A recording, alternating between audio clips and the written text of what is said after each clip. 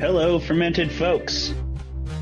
We have P. Jelly Clark. 𝘔𝘪𝘯𝘰𝘳𝑍𝑦𝘋. We have Travis Baldry. Today we have a really special guest, Leopoldo Gout. Are you reeling it in and defending clowns? I am. Earth doesn't even exist in Battlestar Galactica. This show gave me heartburn. I was like, I loves it, I hate it. It's called All Fluff. Oh! If you didn't know how I actually feel about The Mandalorian, Don't worry, this is it right here.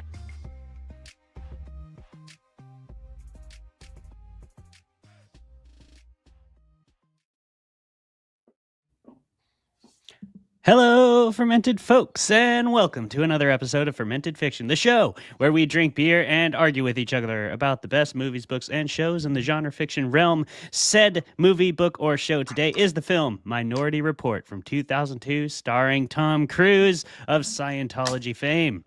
And our guest today is NJ Gallegos. NJ is a bona fide doctor, ER doctor, and also a writer of medical and body horror, psychological horror. NJ, thank you so much for being on the show today. Thank you for having me. I appreciate it. Hell yeah, my friend. We are so excited to talk to you. We've had so many good conversations over the years at StokerCon, so it's exciting to be bringing your conversational energy and your just general dopeness onto the stage of Fermented Fiction with us. We really appreciate your time and your expertise here.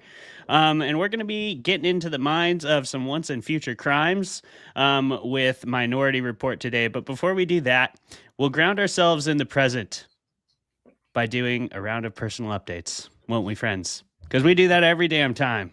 This is also from the past. This is something we do in the past, something we're going to do now, something we do in the future. Travis? Yep. Have I overplayed this transition, Milk or that. what do you Milk think? That. Milk all those This is time great. puns for all they're worth, Clay. Good job. Yeah. I caught the crud. So I have been couch ridden for the past few days. Yeah. But I caught it on my school spring break, so I didn't lose any work days, which is great. I've just been binging Better Call Saul and rewatching the Dune 3 trailer for 3 days straight. So that's my life right now. Oh, and getting mad at the Academy Awards, but That'll become a happen. tradition. So yeah. An annual tradition of Yeah. getting mad at the Academy I always Awards. slight somebody I want, even when they do them real well, there's always something that I'm like, that was the wrong choice. But so Yeah, there was a lot of good choices this year. It was a good year for horror, so I'm excited about that. But one battle after another is a piece of trash, and I'll say that. That movie fucking sucks, and it was the second worst movie of the entire slate. So y'all okay. dumb.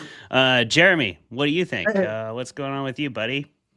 Well, hey, when it comes to the Academy Awards, I do actually have no thoughts. The only piece of information I have about it is what you two have said just now. And earlier when my wife said that K-pop Demon Hunters won an Oscar for Golden. Best song. So, Yep. Best song. Yep. That song is a Let's go. banger. And that you song's know, a banger. And Jessie honestly, Buckley. Jessie Buckley earned Best Actress. well, sure. True. Why not? And honestly, that whole category is like, it's just the redheaded stepchild of music awards Yeah, basically every year. So right. a single banger was going to clean up no matter what. But as far as like a personal update, I feel good about updating the saga of how I fucked up my leg. So There we because go. there have been developments since Nice. last time. Yeah. So keen-eyed viewers will notice this strap, and keen-eyed listeners will have heard the strap. But that is attached to a wound vac, Ooh. which Oh. is So that's just attached. I was referred to a wound clinic, which I hadn't heard of before being referred to one, and they put this on me. So now I've got this 24/7. Well, that sounds Okay. fun. Yeah. It's pretty cool. It's a great conversation starter. I get so many props with this broken bone that I didn't get before. So that's really Nice. fun. Yeah. It's good to feel seen once in a while, isn't it? Yeah. Yeah. So that's So where I'm what at. exactly is that thing? What is it doing? So what it's doing, right? It's on my incision where they pulled out the hardware that I used as show and tell on a previous episode. Hey guys, like and Right. subscribe and go back and watch that. It's great. Yeah, you can see pieces of Jeremy's insides. Yeah, The artificial pieces. yeah, mostly artificial pieces. Yeah, it's great. But what it's doing is it's helping my incision to heal because it's not healing fast enough by keeping like a constant pressure on it, and also just sucking up any fluids that are leaking out. So that's Nice. it. Allegedly heals twice as fast that way. That's some pretty high tech shit there going on, buddy. You're yeah. all plugged into the future here. I like it. I'm more Nice. machine now than man for the moment. Yes, absolutely. I mean, you have been for a while. We've had that conversation. Like Yeah. and subscribe and go back and hear that whole conversation. I think we had it last time, Jeremy, actually, the same episode where he showed us the bits that were taken out of him. That's when I became less machine, but it's still more machine than man. Indeed. Yeah. Moving on. I'm not gonna throw out the softball that I just saw on the tee there. I'm gonna move on and I'm gonna give my personal update. I got a new writing gig here in Port Angeles, which is pretty exciting. So some of you who have watched a lot of episodes may remember that I was programming the writing track for SquatchCon, which is a sci-fi fantasy horror convention here in Port Angeles, kind of based around Sasquatch, but there's a lot more to it than just Sasquatch and cryptids. And that turned out to be a really good connection with Jess Grello, who runs the Field House and Event Center here in town. And now I have some gigs continuing to write like PR and stuff like that for them. Some marketing materials, some public relations, front-facing stuff, ongoing contract work. So it's always cool when you land another like writing-based gig, especially when you're an indie author like me. You're always looking for more ways to kind of like add a revenue stream or whatever, so you can keep doing it and never have to go back to food service or anything so hellish as that ever again. So yeah, that is a good news for me on that front. Thank you to Jess, and shout out to the Field Hall and Event Center in PA. They do a lot of cool stuff. And if you happen to be from around here and you want to come to a cool convention, it's the first or the second weekend of April, SquatchCon. It's going to be really fun. We're going to be doing Fermented Fiction live on stage, and we're going to be debating the aforementioned K-pop Demon Hunters on stage with some awesome guests. Lish McBride and Kendari Blake are both going to be debating that, and Jeremy and I will be kind of moderating it and hosting the show. It'll be our first live on stage Fermented Fiction. Jeremy's also coming up with some signature themed cocktails. So if you're in the area, come out to that. Come to SquatchCon. Come hang out. That's the second Friday of April at said Field and Events Hall. It's going to be really fun. But anyway, I'm writing some more stuff for them, doing some more contract work. It's exciting. NJ, you are also exciting, and we're really excited to have you on the show. Can you tell the Fermented folks who you are, what you do, where they can find you, what you have coming out, all that exciting stuff, and maybe something cool that's happening in your life right now? Absolutely. So I am NJ Gallegos. I am an ER doctor by day, a horror author by night. I am originally from Colorado, but for whatever reason, now I live smack dab in the middle of Tornado Alley in Illinois. So that's awesome. You don't have to worry about wildfires. You just have to worry about getting blown away. So that's always fun. Sure. Yeah, that's awesome. And if you want to come and, just be deluged by cat pics and weird memes that I make, you can find me on Twitter. I'm not calling it X. Fuck you, Elon Musk.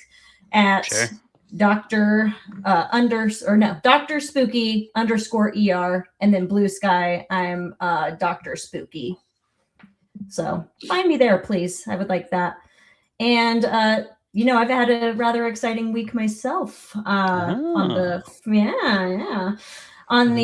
14th, my novella Eat Your Heart Out was released, and it's been doing fairly well. So I pitched that as my lesbian cannibal novella. So if you're into, unhinged sapphics, medical school drama, a little light cannibalism here and there, I think that would be for you. Yeah. Light cannibalism, casual Light. cannibalism. Not a Diet big deal. cannibalism, yeah. Yeah. Yeah. It's not a huge No deal, sugar yeah. at all. Very healthy, very lean. Yeah. Nice. Well, that sounds awesome. I have that in my inbox. I haven't been able to read it yet, but I am excited to do so. I'm glad to hear it's doing well. What publisher is that through this time around? It's through Black Hair Press, based out of Australia. Yeah. Oh, nice. How did you get linked up with an Australian press, just out of curiosity? If that's something you even want to talk about, but that's very interesting to me. Yeah, so they actually did my first novella, Just Desserts, which was a couple years ago. So they picked that up, and I just it was like a cold, pitch. Like I sent my synopsis and whatnot in, and they were like, "Yeah, all right, let's go." Nice. So I did the same thing again, where they have it where you don't put your name and everything in the submission, so they can be more fair. And they were like, "This bitch, we like this." Yeah. Nice. Yes. Well, hell yeah, they made the right choice. NJ, I love your writing, and it comes from a very informed place. It's cool to read that crossover of horror and real life style medical horror from the perspective of someone who knows the world inside and out. So that's always cool. If you're a fan of realism like I am, I definitely recommend The Fatal Mind by NJ. It's a really good book. I had a great time with that one. So yeah. NJ, we're so glad to have you on the show. And we are going to talk about some other crazy mind-melting type shit, like the concept of stopping crimes before they happen. Even arresting the people who are about to commit them, which is a wild-ass idea.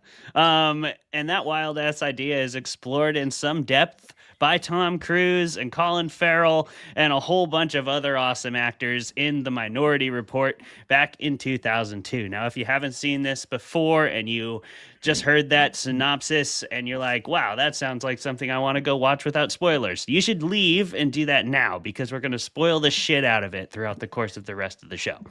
If you don't care about that, stick around. We're about to debate this thing. But yeah, that's The Minority Report in a nutshell. We live in a futuristic sci-fi world where there are three, it's kind of a crossover of sci-fi and fantasy.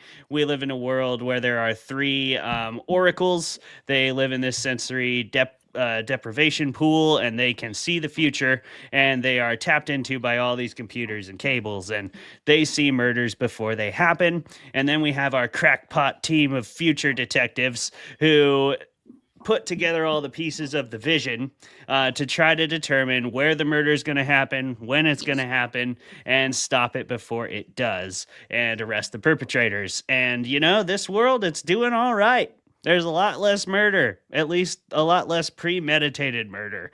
At least that is what we are led to believe. But of course, this is a Tom Cruise movie. So eventually people are going to try to kill Tom Cruise for one reason or another, and they're going to have to accept the consequences of those actions. And he's going to run away. He's going to run so good. He's going to run real fast. He's going to With climb perfect stuff. He's going to jump off of stuff. So if you're into all that Tom Cruise foolery, then this is the movie for you. Perfect. In the meantime, you're here, so we assume this is also the show for you. Let's get to the debate section. The way this works, we're going to roll 2 D20s. High roll, we'll defend Minority Report. Low roll, we'll attack it, regardless of what they actually think. This is going to be a 10-minute debate split between both contestants evenly, or so, evenly-ish, however it pans out. And afterwards, we're going to talk about what we really think. But first, let's do this dice roll. Travis is going to be rolling for NJ with our special guest dice that is high probability, high risk, high reward. More nat 20s, more nat 1s, but less shit in the middle, less bullshit. Let's see what happens. Oof. You blow on the do not blow on the dice. Damn it. Come on. I didn't. I'm sorry, NJ. Don't you steal my oof. It's what you getting? What's your oof? I got a 4. I got a 2. So Ooh. sorry, MJ. Take that, world. That's a couple oofs, all right. Not nearly as competitive as our rolls last week, where we No, that had was 2 insane. ties, 2 ties. in a row. That was Ooh. crazy. Yeah, Nat All Cassidy right. brought the heat. NJ, Jeremy, are you ready to debate the Minority Report? Once again, this is a 10-minute timer for both of you, so please no filibustering. Have a clean fight or not. We don't really care on here. You know, you can hit below the belt if you want. Jeremy, you're gonna bring us in with the positive. I'm gonna start this timer in 3, 2, 1, go. Well, welcome everyone to this, dare I say, masterpiece of a sci-fi mystery film. It's so lovely to revisit this film that I only saw as a child and basically did not pay attention to at the time. But pleasantly surprised going back into it that it is just solidly developed, well-written mystery that is plausible and makes sense within the world that they've presented, and it just holds up even 2+ decades later.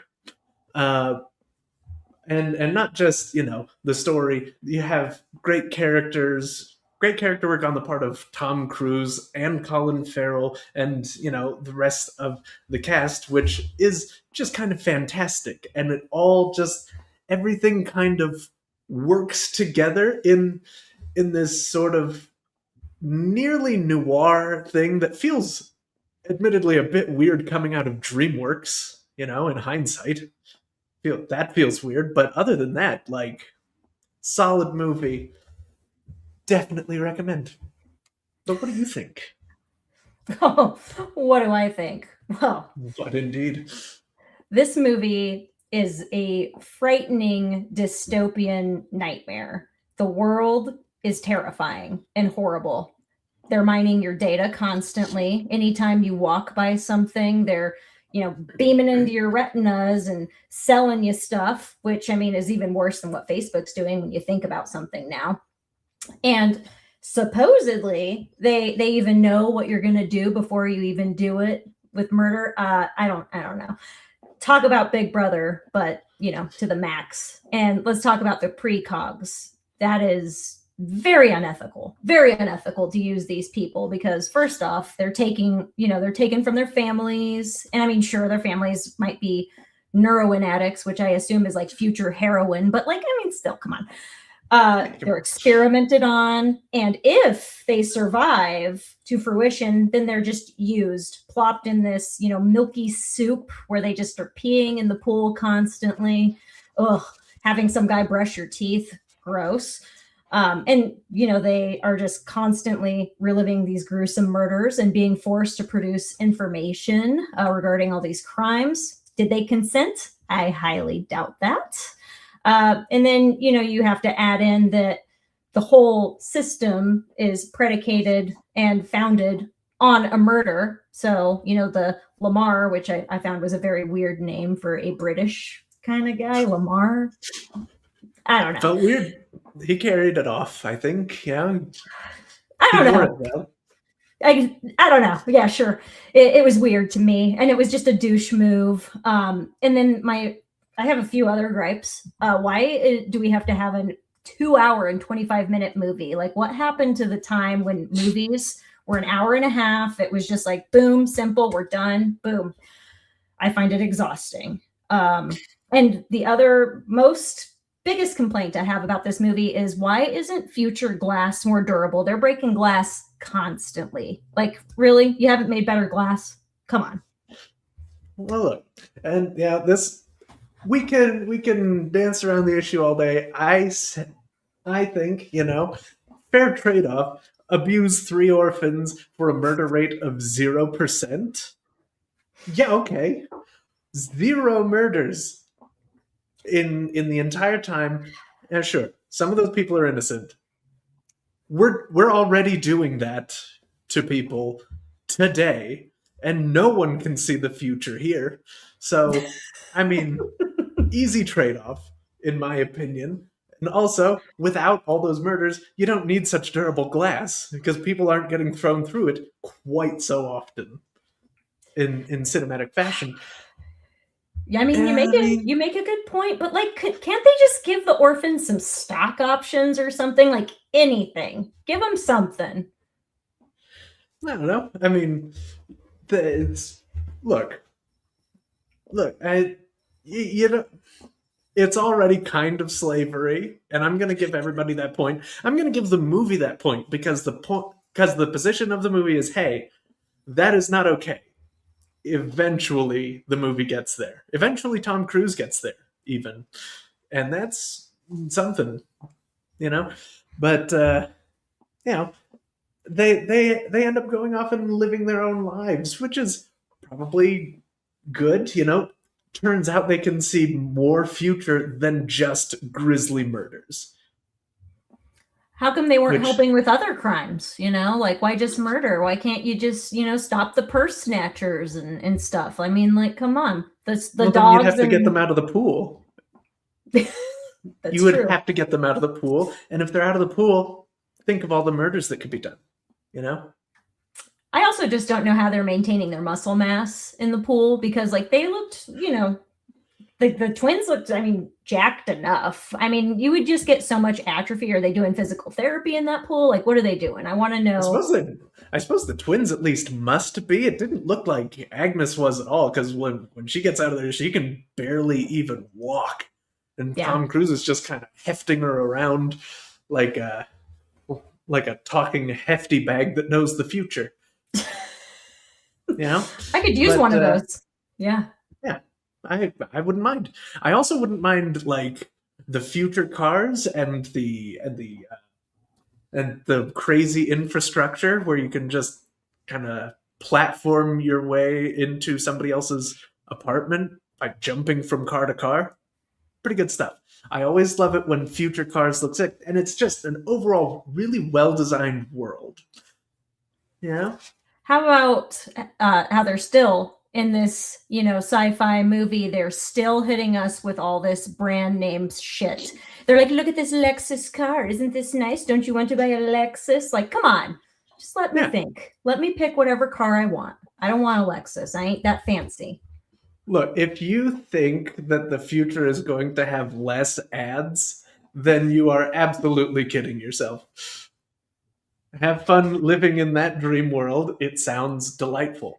But here, in reality, yeah, I know that they're going to read my eyeballs and be like, you know, Jeremy, you haven't spent quite enough money here. Would you like to? We got some good stuff everywhere I go.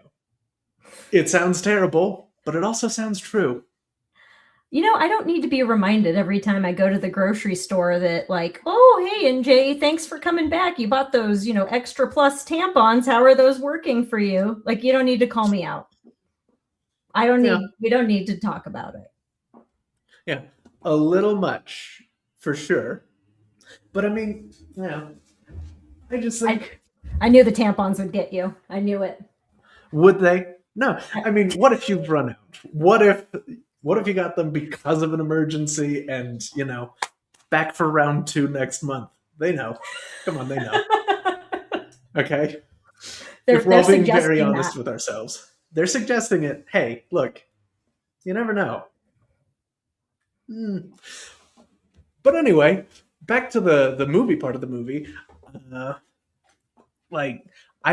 think it was a super clever and creative thing to do where Lamar was hiding a murder by like planning one and then recreating it afterwards in a way that he knew would work. I thought that was a super clever way to work around the precogs and everything else in a way that makes sense for not only why he was doing it, but that he would be able to do it and get away with it.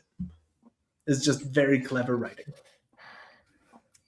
You know, he really should have thought about that, though, before, you know, Colin Farrell came sniffing around and he was like, do you see those waves? You see them waves? They ain't right. They ain't right. Why would you You're even have this right. guy come by? Why are you exposing your entire operation? Why are you even having this guy? Like, leave him alone. Let the Well, sleeping dogs lie. Yes, let those sleeping dogs lie at the bottom of a lake where they belong. Finally, we agree on something. But I mean, it also makes sense that Colin Farrell is the only person who would even be able to call that out, because he's apparently the only one with experience solving actual murders since the precogs came in. So, the Fed sending him in, and it's just a wonderful way to kickstart some action, And, the time loop Shut up, convincing Tom Jeremy. Cruise to do... Shut All right. up, Jeremy. You are done. It's Finito. enough out of you. I don't know if Fine. that's a word, but one of those words that means stop. I'm finished. Boom. You Okay. did it. Good You did debate. it. Good debate, Jeremy and NJ. You got some points about the movie out there, and we will definitely discuss more about what we actually think.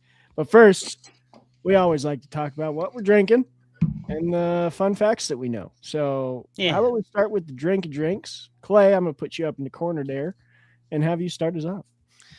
Okay. I am finally over being sick. It took me like 2 weeks, but I got there.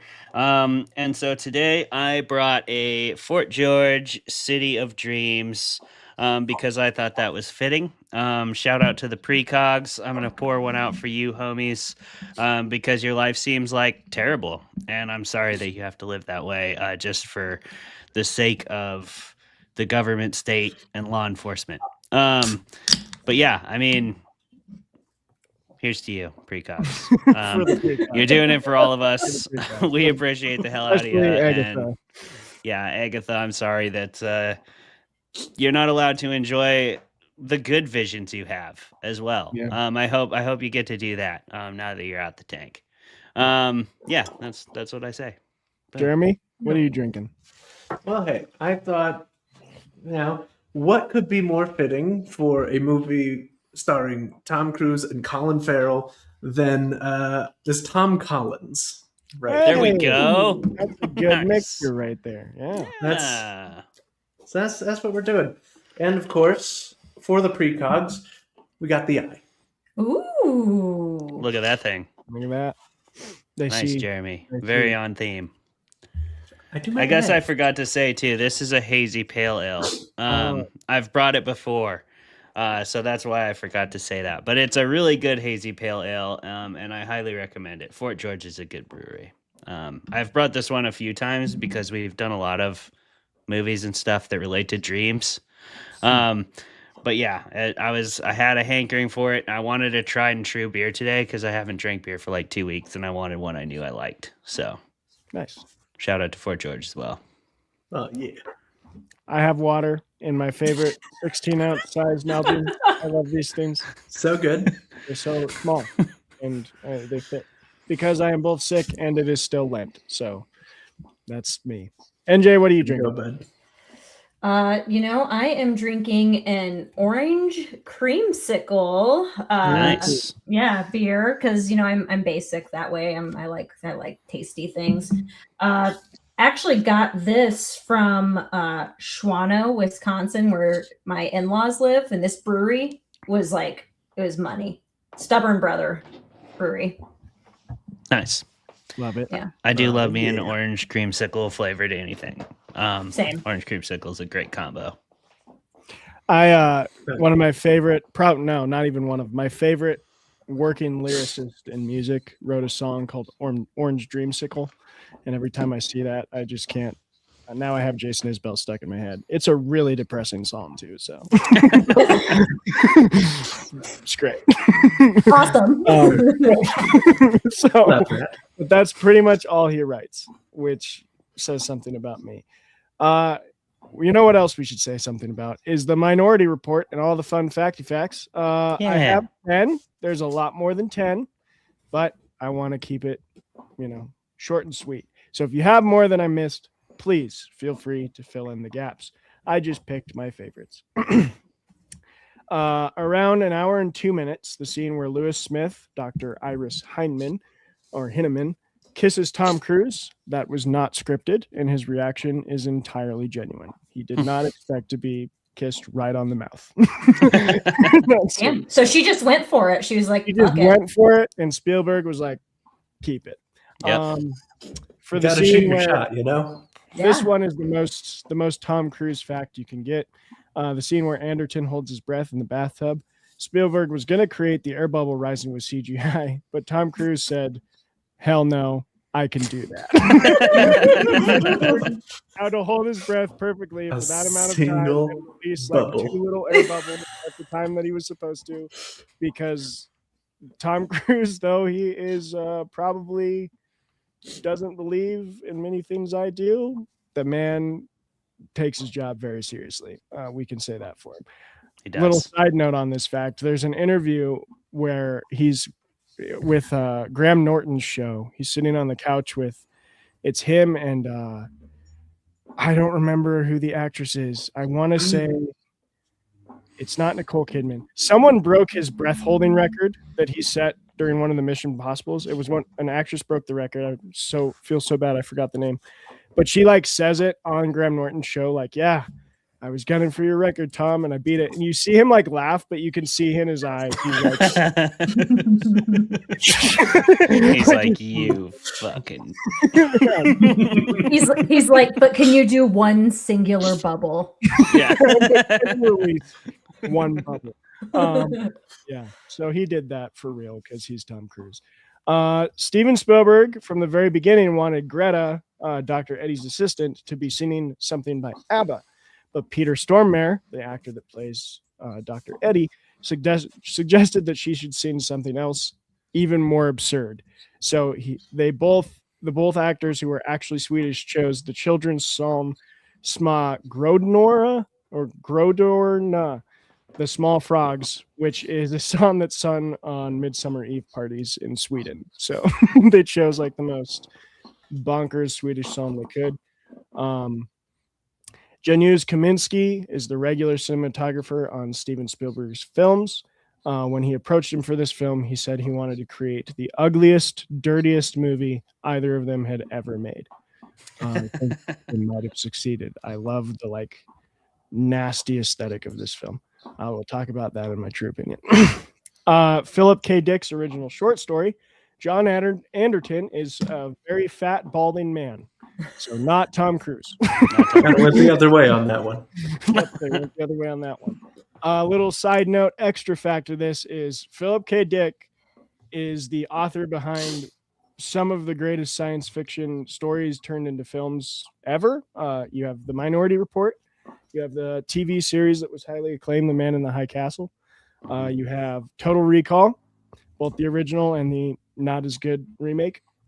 And probably his most famous, Do Androids Dream of Electric Sheep, was turned into the Blade Runner series. So Philip K. Dick books and short stories have been, making money in the box office for a long time.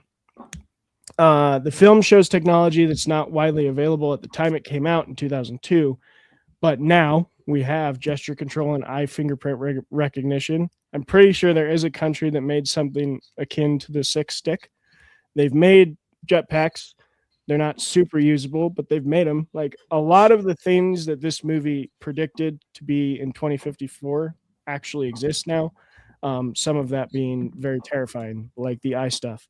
I don't know if you've been in an airport recently, but the little skip the line retina scan thing, that freaks me out. Freaks me out. Don't love it. Don't love it. I love it. Steven Spielberg originally only planned to produce the film and have John DeBont, who made The Haunting, direct it. But after those two worked together on The Haunting, they had a lot of differences in fights, and Spielberg booted DeBont and took over directing himself. He also cited that he wanted to work with Tom Cruise and had not yet. So originally was going to be a John DeBont film, but I'm glad it's Spielberg. This surpassed Total Recall. 1990's Total Recall is the highest grossing film adaptation of Philip K. Dick's stories. It would be the second co-production between 20th Century Fox and DreamWorks Pictures in 2002. The other was Road to Perdition, starring Tom Hanks and Paul Newman. So that combo produced two, in my opinion, great movies. And then the last one is kind of like a previous one, that although this is set in the future, Spielberg made a bunch of decisions about the pace of the film that he thought the future would be like the beginning credits with the crime and all that happening is intentionally very like jarringly fast, because he believed that society was headed towards a time when everything was like fast and we wouldn't have any attention span and it would all just buzz by us in seconds. And he was kind of right. So that's also a little spooky fact there. But that's what I got. Did I miss anyone's favorite that they want to talk about? You got my favorites, which was the Philip K. Dick facts. So Yeah, you done did it. Philip K. Dick, such a good author. Well, actually, I can't say that. His adaptations are great, but I've never actually read a Philip K. Dick story yet. He's good. I've read more of his short stories and like his novelettes and a lot of the stuff that became movies, but he's definitely good. I mean, yeah, right there with Asimov and Heinlein and all the Kayla Gwynn and all the classic sci-fi authors, I would say. Gotcha. For box office, this movie made worldwide earnings of $358 million and was a success with a budget of $102 million. Nice. Yeah. To be technically qualified as a success in the box office, you have to double your budget. So that makes this an official success. Not the first or the last of Spielberg's career. He's pretty damn good at succeeding in the box office. That was the other thing I was going to talk about. He's made 34 movies. Yeah. Which is a damn impressive career. Oh, yeah. And I was looking at the list today of the ones I've seen, which was quite a few. I'd say I only dislike like two. Like Spielberg is no joke. And I think sometimes people are like, oh, he's overrated. I'm like, I don't think he's very over. Like, you look back at his career, and not the hottest take to be like, yeah, he's pretty good. They're all like the same, different styles, like which I really respect. He doesn't stick in one lane for too long. Like Indiana Jones, Minority Report, Jurassic Park are all very different films with his like, and even his like high dramas like Catch Me If You Can and The Fabelmans. Very different movies from his action sci-fi stuff. So yeah, he's got hella range for sure. Hella range. Been doing it a long time. Oh yeah. But yeah, so this is where we get into what we actually thought of the Minority Report, as Jeremy and NJ didn't have the say over their debate position. The dice gods had that say. And because NJ had to argue against it, we always give that person the first chance to tell us what they really thought. So NJ, what did you really think of the Minority Report? Do you actually dislike this movie, or do you like this movie? How do you really feel? I dig this movie quite a bit, actually. I've liked it. I've seen it multiple times. I haven't seen it for years, but I've probably seen it at least 5 times. And each time you pick something else new up. I think that the story was very well told. It's a solid narrative that you can follow all the way through and get, a little surprise, since Lamar, which I don't think they should have named him Lamar. I'm just saying, like, come on. Like, it feels so weird. It is, right? Like, it's just, I don't know. And he's British. That's so the whitest old man you've ever seen. Yeah. Named Lamar. It ain't right, but here we are. And you can just, as much as Tom Cruise might be a bit of a psychopath in real life, maybe. Certainly. He is a damn good actor. That guy can do. He is an action-packed actor. Like that guy. I don't know if he does most of his own stunts or not, but all of them. Does he? Famously, so. Basically, he like bought the production company for the last 5 Mission Impossibles because they kept telling him he couldn't, and he was like, "Okay, I'll just buy it so that you can't tell me no anymore." He's crazy. Yeah, you should watch the behind the scenes of him doing the scene where he jumps a motorcycle off the cliff. Because you can literally see like the entire production crew is just white knuckling whatever piece of production equipment they're holding.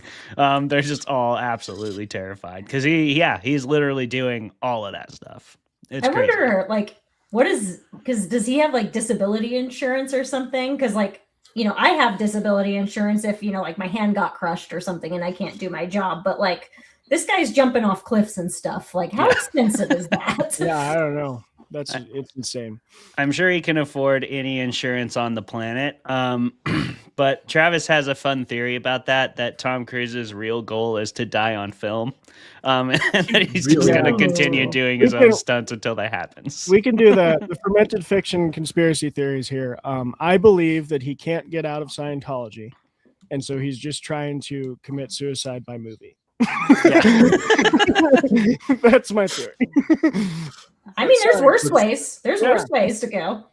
Like he keeps trying, but he's so committed to actually making a good movie that he gets too good at the stunt and just pulls it off. One day One day we're gonna see the headline that Tom Cruise dies and like spelunking into an active volcano. Yeah. It's either that or he's going to die by the most inane way ever, by like choking on a vegan corn dog or something. It's going to be one of those things. For sure. Sorry to interrupt with that. I'm a fan of Tom Cruise performances. I like that though. That's interesting. And you know what? I'm going to keep that in mind. So when I see it, I'll be like, Travis was fucking right. You'll be ready. Yep. Yeah, I will be ready. But yeah, no, I like this movie quite a bit. I think that they really handled the future stuff very well as well. Although I am a little upset we don't have self-driving cars yet, but I mean, I feel like we're just going backwards, unfortunately. Jetpacks. They've tried. Yeah. Let me I like the whole idea too of how they have the precogs, they do their murder thing, and then it's like that Rube Goldberg machine. Like, why is it so intricate? Like it just has to be like a whole production too. Oh yeah. They told the set designer like, have fun with it, and he was like, oh, I will. Yeah. It's very unnecessary. Very. I appreciate the theatrics though. That was good. And as far as this movie goes with the horror element, I do think it brings it pretty well. I always really remember the eyeball transplant scene just because all of the tools that he's using, how he's being a little nefarious and kind of creepy about it. And I mean, who doesn't love having a nice eye hacked out? I do. I love it. Love it. Even his introduction, just like coming onto screen, like sneezing into his hand, and then just nasty, wettest sneeze ever committed to film. Oh yeah. Sweet baby, just and that whole spoiled food part too, like that part just lives rent free in my brain. I have a question about that in the second half of the show. Beautiful. Fantastic. But yeah, no, I enjoy. I would give it honestly probably an 8 out of 10, 9 out of 10. Nice.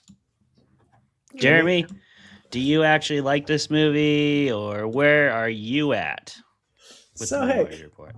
I really do. I really did enjoy this this movie.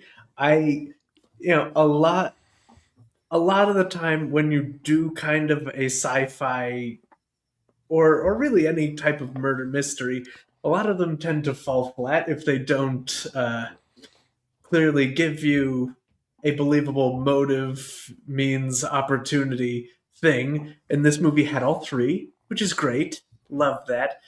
It helped sell everything for me. Great performances on everybody's part. Well, I suppose mainly Tom Cruise, Lamar, who was plenty of fun. Those back alley doctors, fantastic. Wouldn't change a thing. No notes. And Colin Farrell, just investigating his heart out until he's dead. The thing that mainly gets me, well, there are a few things.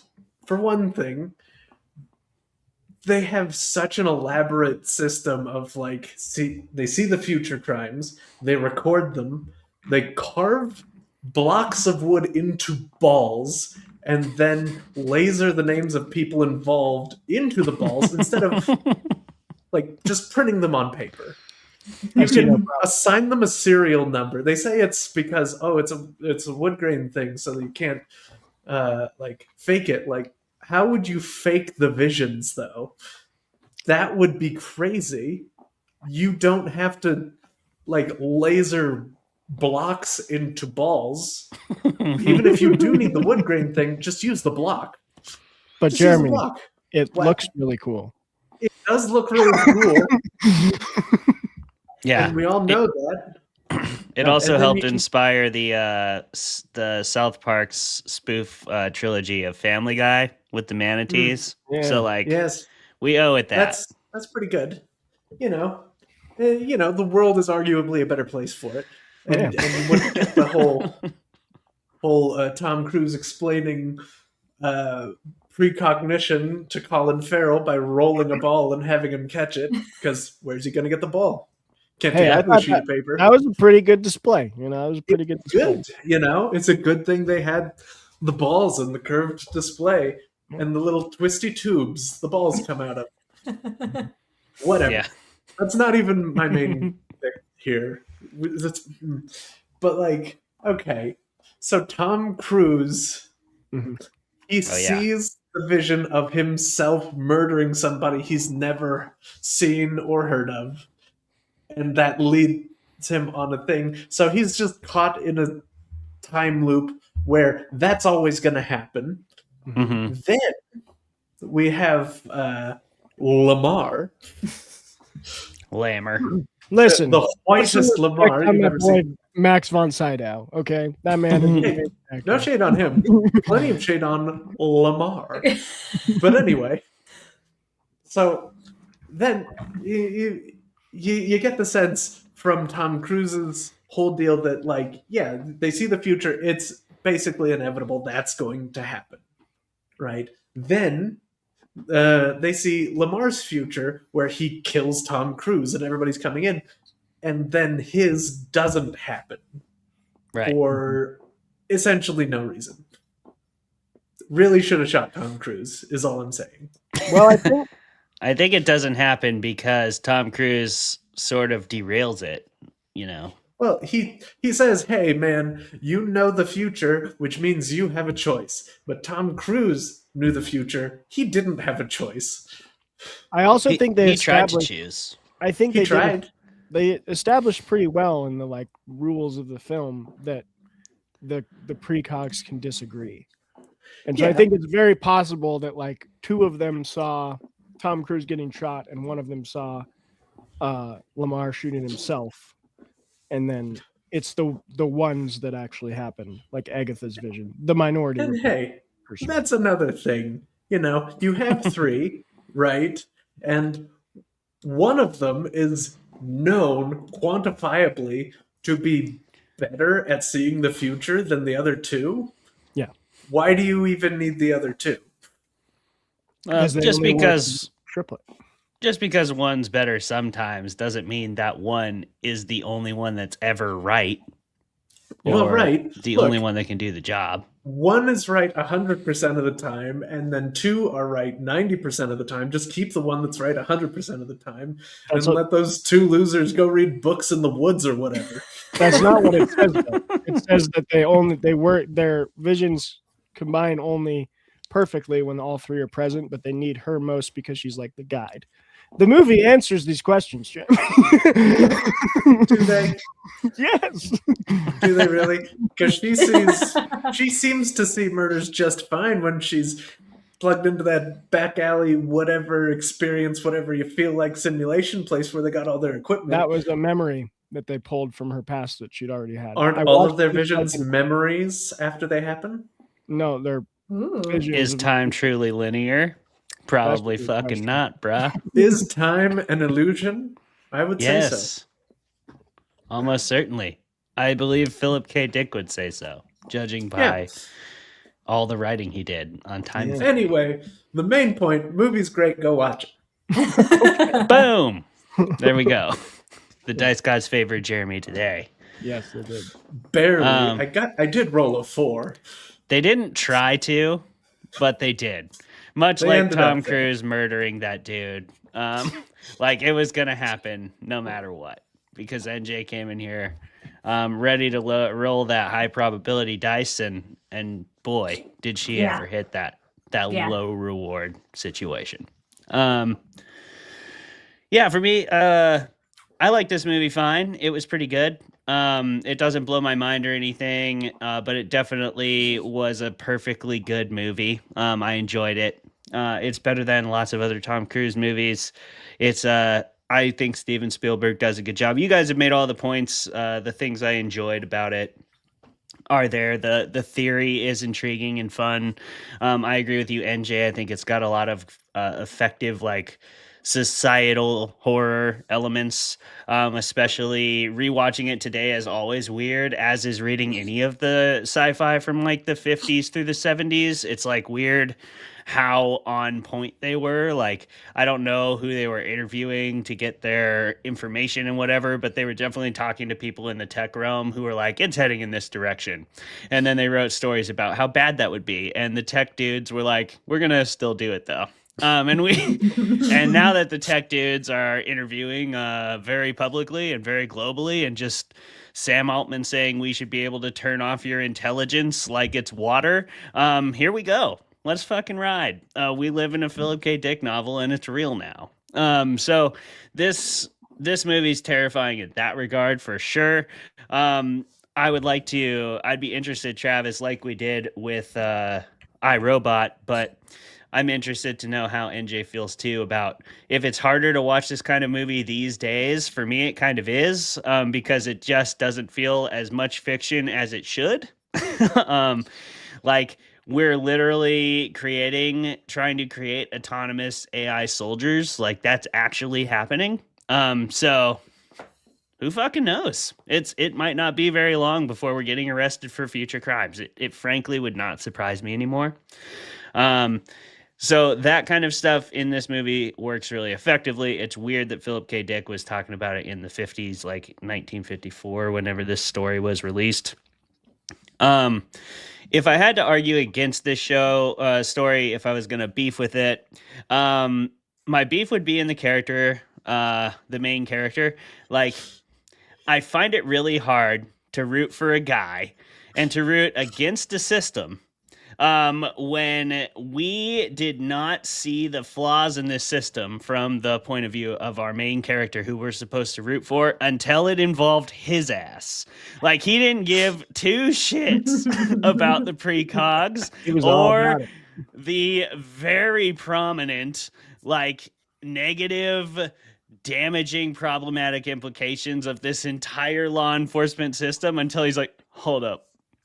Was that me in that fucking video? And then it was hold up. I'm going to have to go Tom Cruise on this whole motherfucker right now. And that's what he did, and it cost Colin Farrell his life. And that ain't fair. Yeah. So to me, I have a problem with that being my main character, that being my empathetic touchstone for the story. He doesn't get my empathy. He's just a selfish prick. And he didn't really give a fuck until he was saving his own ass. And sure, does he go on to become something of a hero after the fact? Yes. Probably by accident, yes. Yeah. Largely by accident, largely by trying to save his own ass. And I'm not saying that, look, sometimes, yes, it takes a shock like that to break you from a system of oppression that you were formerly a part of. That happens all the time, I imagine. I'm not saying that's even unrealistic. But I do think something annoys me in movies is when I feel like they assume I'm going to agree with them just based on like whatever the movie's viewpoint is. So like Jeremy said before, the movie's viewpoint is clearly that the precogs are bad, right? And that's good. That is what you should believe. But like, I don't really feel that I should feel that through the main character. I almost have to feel it in spite of the main character, because the main character really doesn't feel it until it affects them personally. So I guess if I was gonna beef with it, if I was gonna nitpick, that's what I would have said. But you know, at the same time, I do think it's realistic. Like, I think a lot of the time people don't feel the need for drastic change until it affects them personally, and then they do. And that is a lot of the time how positive drastic changes do happen. That's natural. That's human. If we're content, if we're comfortable, if we're happy, if we are supported, if our hierarchy of needs is met, then we don't feel the need to change the system. And it's not until we feel shocked out of it that we do. So Tom Cruise does do the right thing at the end of the day, which makes him still a redeemable character at the end of the day. But still, you don't get my automatic buy-in. If it hadn't been a well-told story by a master storyteller like Spielberg and Philip K. Dick, then I would not have bought in by a lesser storyteller, because it did kind of piss me off. But that's me. Does anybody else find it like a little bit weird that like Tom Cruise's like character defining backstory is that his child was taken, and then like we learned that the precogs were just sort of taken as children, and that's never because this was meets 2002. And that was every main character's tragic backstory. Like, literally, he's doing the thing where he has like the visions of his wife. Like, I mean, they made fun of that in South Park as well when they had the shop teacher, and it's like, come to me, you know. It's like that whole flashback scene with his dead wife or whatever. Like, that's so cringingly late 90s, early 2000s. That dead wife, dead kid, it's where the whole fridging movement came from. I'm not surprised at all. Don't think it's weird. I think it's the most normal thing about the whole movie. I just find it weird they never talk about it. Yeah, that's never part of his thing. Well, I think a big. Well, you're right, Jeremy. Sorry, Travis. Okay. He's right though. That goes to my same point, which is like they don't talk about it, Jeremy, because they expect you to just automatically believe it, agree with it, which is another part of the movie that grinds my gears just a little bit. Sorry, Travis. Go ahead. I think a big part of a lot of this is something that NJ mentioned earlier in her debate, in that this movie's already 2 hours and 27 minutes long. Like, yeah, it spends a good 45-minute chunk just wrestling with the deep philosophical roots of a Philip K. Dick story, and then spends the next hour and a half trying to make a compelling action detective film that you don't turn away from and get bored with. Like, it had a lot to do, and I'm not saying yes, there are definitely things that fall through the cracks, but I kind of get it. Because or else it would have been 3.5 hours long, which Scorsese would have done that today for no reason. He'd been like, yeah, Netflix will take it. Whatever.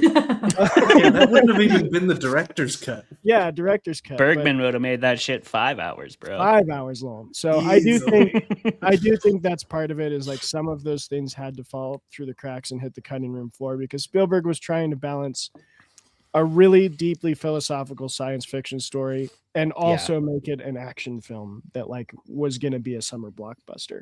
And that's a hard knife's edge to balance on. And I think he does really well, especially a couple of those really short dialogue scenes give a pretty good, one of my favorite subjects is in this movie that I studied in my philosophy minor and then later in theology classes is predetermination. And they give a pretty good, short 8-minute summary of some of the problems.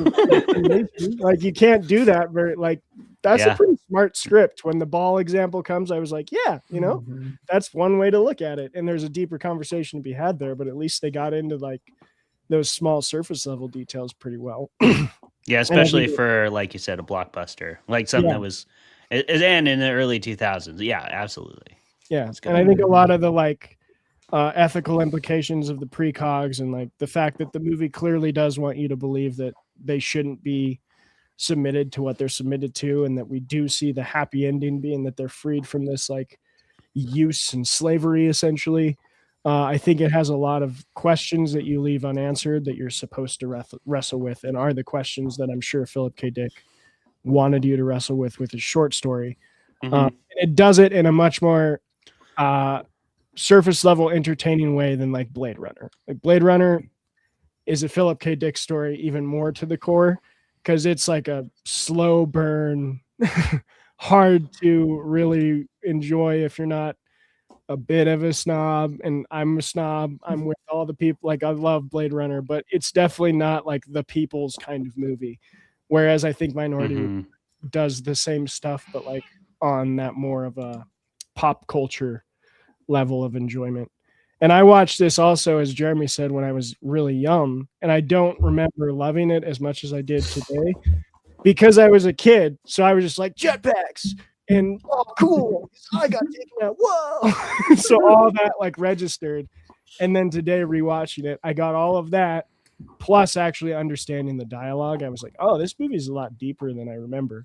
I had the same experience. It was much better than because I remember it being like, whatever, basically.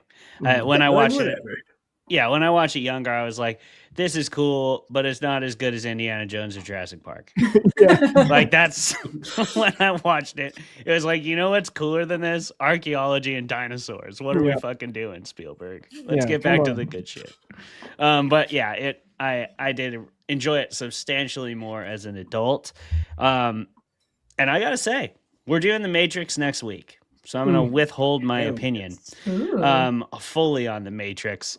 But in just the context of this story, relative to The Matrix, I think this story's pretty underrated compared to The Matrix, which is rated a certain way. Yeah. We'll talk about next week. People sure have rated it. They sure have a whole bunch of times. My final thoughts before we go on break is I love this movie.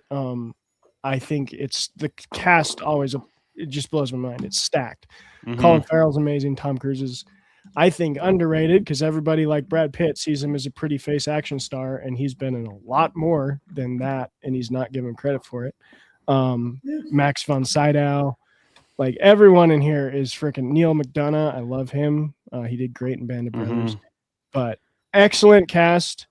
Excellent storyline, sharp script, really good action scenes, and intentional ugliness, I think is the only word. Like it has the J.J. Abrams like lens flare look, but I felt like it wasn't just a copycat of something.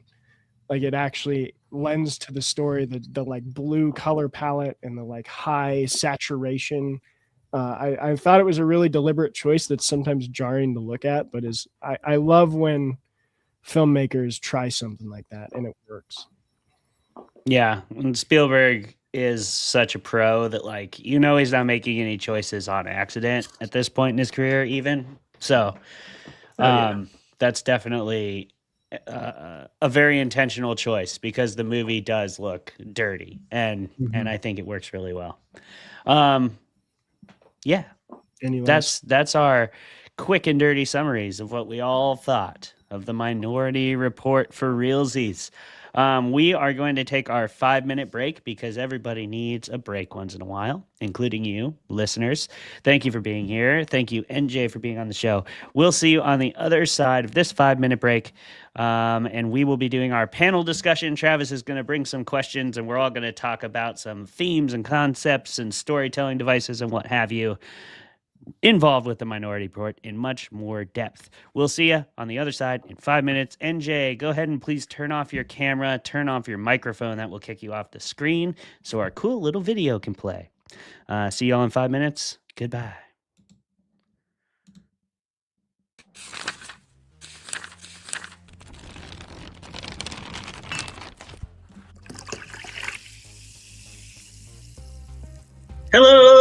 Hello, Fermented Folks. Welcome to another episode of Fermented Fiction, the first of our new season, and I believe it's season 4. The show where we drink beer and argue with each other and bring on really awesome creative guests.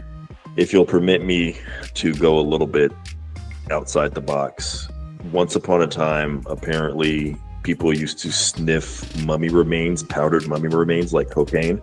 So I think 3 lines of powdered mummy remains, if you can get to that as well. Yeah, that'll get you right to really enjoy the movie, you know? Dave told us all about making a mead, and I talk shit about Tom Bombadil, as I am wont to do whenever people bring up Lord of the Rings. You would. You should. And then that's everybody exactly what he freaking made. chill about Tom Bombadil, or I'll get unreasonably upset. So, in your assessment, what did you think of the everyone kind of paired off, or at least a number of people did, romantically? How'd you feel about that? Did that seem really forced and dumb to you, or? Tom Bombadil is a merry old fellow with his bright blue jacket and his boots are yellow. Right? His boots are yellow. Right. Imagine discovering mummy remains and oh my god, these ancient figures. Dude, what if we crushed this and snorted it, yo? I bet we'd get fucked up. Let's talk for a moment about the fucking all-star cast in this movie. We have Ewan McGregor slaughtering it the entire time, main character energy, top to bottom. You can't argue with it. Women want him, men want him, everybody wants Ewan McGregor. Okay? If you don't agree with that, you're lying to yourself. Apparently she had a backstory, but they cut it because she's very hard-nosed at the beginning. And then I will say another pro of this movie is their chemistry is hot. And I feel if they didn't have that chemistry, I would have been ugh. Because she says at one point, she's oh, it's the apocalypse. What are we going to do? Fuck.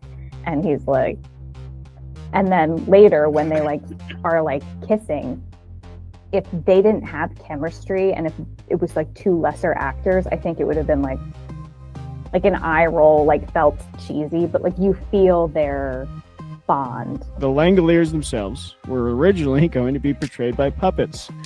And I think maybe they should have. Maybe they should have.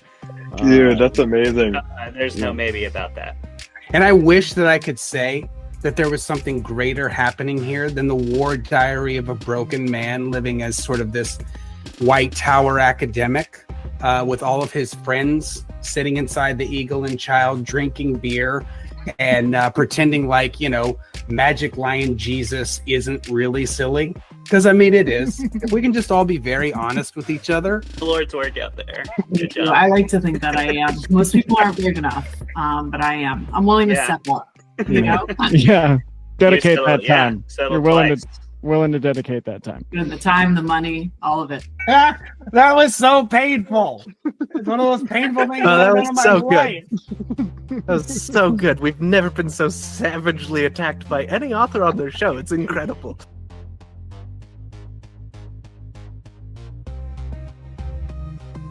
See that over there? We're going to keep doing this. You're going to like, you're going to comment, you're going to subscribe. You're going to join our Patreon. All those things. Please. Please. Please do it. Please. You want to. Let's get in there and do it. Come on, guys. Just get in there. What are you waiting for? Just do all 3 of those motherfuckers. We do it. Yeah. All right. All right, listeners. Let's do it, Travis. Forgive me if you hear the sound of a cough drop in my mouth, but I do not. I'll never forgive you. Up a lung while I ask NJ questions, and the rest of us, Clay and Jeremy, also. I want to jump in with question you, NJ, first. I want to talk about red herrings because this has one of my favorite red herrings I've seen in quite some time, and I like that as a plot device. The red herring being the Minority Report isn't actually a thing, that his Minority Report doesn't exist the whole time. It's just that he's going to kill the guy. So they're chasing something that doesn't exist, and that works really well in mystery especially, but I think it can work well in horror and in just any kind of genres things of leading your audience down a certain path, but then kind of bait and switching them into something else entirely. Have you ever done that? If not, just is it something that you think, how do you think you would go about it if you haven't? And is there any examples you can think of really good red herrings that it got you? Looking back at my works, I don't necessarily think that I've planted any red herrings, and partially that is because I am an absolutely terrible outliner. I don't believe in such things. Like, I'm just like, I have a general idea, I go, and whatever happens, and it is like out of my hands. So I think I would have to probably get, highlighters, a binder, and really think things through, which is just very the antithesis of me. Nonsense. I don't do that. I am a pantser. I have been the person that takes my papers and just shoves them in my backpack like a psychopath because I do not plan ahead. Nice. That's all right. Yeah. Nice. That works. Yeah. As long as it works for you. Are there any favorites that you can think of though? Also, quick note for anyone who doesn't know, the term red herring comes from the 17th century. It was a smoked, very smelly fish that they put on a hook to train bloodhounds. So that's where we get the red herring. Get you sniffing the wrong way. Yeah, sniffing the wrong way. I see.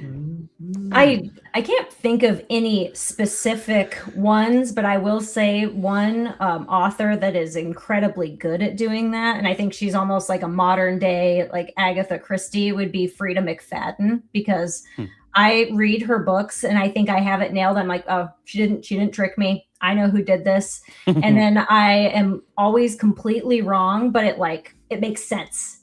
So whatever she's doing, God bless you, because you're impressive. Yeah. Hell yeah. Hell yeah.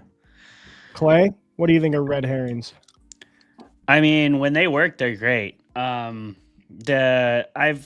used them a little bit in a couple of my short stories where, I mean, it's definitely I'm with NJ. I'm definitely a pantser as well, but I do reverse outlines. So once I have my story finished, I like to go back and try to make it weirder, try to make it scarier, try to make it darker, try to make it whatever the point of it is. I'm in my new iteration of Beneath the Rain Shadow. I'm even going to try and make a couple funny stories because I love satire. It's like my favorite genre to consume, but I always fail when I try to make it myself. So I'm going to commit to it this time and try to do some horror comedy. And we'll see how that goes. I'm working on it with a story right now, and as of now, it's late because it's really hard for me to write funny shit, even though I love to consume it and I like to think I'm a reasonably amusing human being in person. I have a hard time putting it on the page. Now, as far as examples, I think there's lots of great examples out there. I think it also depends, like, if you define it really specifically by a trope, like the way it might be used in murder mysteries is probably pretty specifically defined, and there's probably a lot of parameters. I'm not a mystery writer. I'm not really a mystery reader, so I won't pretend to know those parameters. But things that I would consider red herrings in some recent shows, I really liked that new movie by BJ Novak called Vengeance. It's the story of a guy who he goes home. Not home. He's from New York. He goes to Texas to his ex-girlfriend's funeral. She's not really his ex-girlfriend. She's just like a girl he hooked up with a couple times, but her family is under the impression that they were extremely close. And that's because she has a really long text message chain, like communicating with him over years. And so like, it's a really, that one has a great red herring in it. Ashton Kutcher's character is just phenomenal. And he does a great job of like leading you thinking you're going to go one direction with it. And then there's a nice triple twist at the end. Like, oh, this is the twist. Oh, this is the twist. No, actually this is the twist. And you really don't know what's going to happen. So definitely recommend Vengeance by BJ Novak. He's a very good writer. He wrote for The Office. If you don't know who he is, he was one of the main writers for The Office. He also played Ryan, so that's who he is. But he's written a lot of stuff, and he's a really good writer. And this is one of his early directorial movies, so I thought it was quite good. Another example, I'm really high on No Other Choice, which was a new movie by the Travis, remind me how to pronounce his name correctly if you can, but he's the same guy who directed Old Boy. And he's a fantastic Korean director, but all his movies are fucking awesome. Is that Bong Joon-ho? No. Bong Joon-ho, he made them. I'll find it. Yeah, you'll find it. So anyway, it's that guy, and he's a great director. No Other Choice is a fucking crazy movie with a lot of twists and turns. It has several red herrings. It leads you down the wrong path many times. And the premise of that one is like a guy gets fired from his job as like a plant supervisor for a paper company, and in order to get his next job, he decides he's going to murder every other person who could possibly take his job, which is just awesome. So there's like five other dudes. He's like, these guys are all better at my job than me. I'm going to kill them all. And that one has lots of red herrings as well, like 2 or 3 of them. And then I also think Begonia. If you haven't seen Begonia, that was nominated for Best Picture, but it was really, really good. That has a great red herring right at the end where like you think, oh, this is the twist. And then no, this is the twist. No, this is the twist. I love a good triple twist. But I don't know if y'all have seen Begonia. I think we should probably do it on this show at some point. I think regardless of the twist, it's horror anyway. Like it's either an alien or a serial killer. It's one of those things. But like either way, it's a fucking it's a twisty movie. But I think the real twist in that was like the closet at the end. And I can say that without spoiling anything. Travis knows what I'm talking about. NJ, if you haven't seen Begonia, you should definitely check it out. It's fucking awesome. And I know you'll like it. It's on my list, yeah. It's so good. You should move it up on your list because it's really, really fucking good. And judging by reading your stuff, I think you'll really enjoy it. Also, excellent. No Other Choice was Park Chan-wook. Yes, Park Chan-wook. Thank you. I just am terrible at remembering names. I knew his name. It was like 3 names. And anyway, Park Chan-wook's awesome. And No Other Choice, one of my favorite movies I've watched this year. I also definitely recommend Begonia. I think it has a great red herring. I've been rambling for too long. Jeremy, do you have some answers to this question? Well, hey, I have said so far, I love a good mystery, which means most of the time I love a good red herring, although most of the time I don't get a good red herring. Usually, when someone's setting out and trying to write a mystery, it's too obvious a thing to have like a good red herring. The story is usually just going like, oh, what if it's this guy for this reason? And I'm just sitting there like, I know it's not. You have to move on. Yeah. But, sometimes you get really, really good ones. Like, probably my favorite red herring of all time is from Hot Fuzz, where if you haven't seen it, just go watch it. It's wonderful and great. But, Sergeant Nicholas Angel and then everybody, they find like a real like sense-making, compelling reason why all these murders are happening. And then when they confront the big bad, it's like, no, we just want to have the best village. We want to have the best village. We were just, and that's why we're doing murders.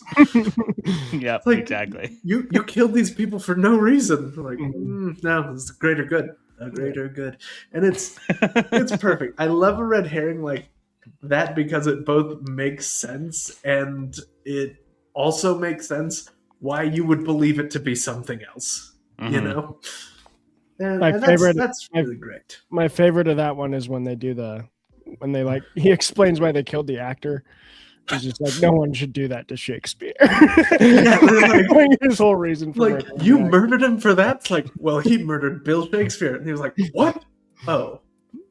Yeah. And that's just perfect. Yeah, I love like it, in the and- menu, the whole reason John Leguizamo is on the island is because he was in a shitty movie. It's so good.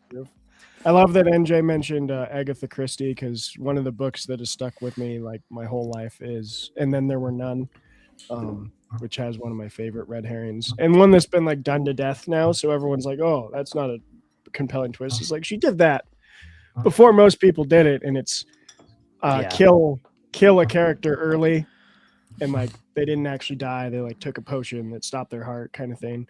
And then you go through the whole book, and it gets down to the last two people, and you're like, well, I guess it's one of these guys, but that doesn't make any sense. And then he like comes back and is like, I'm the whole time. And you're like, ah! So good. It was I all along. It was me the whole time.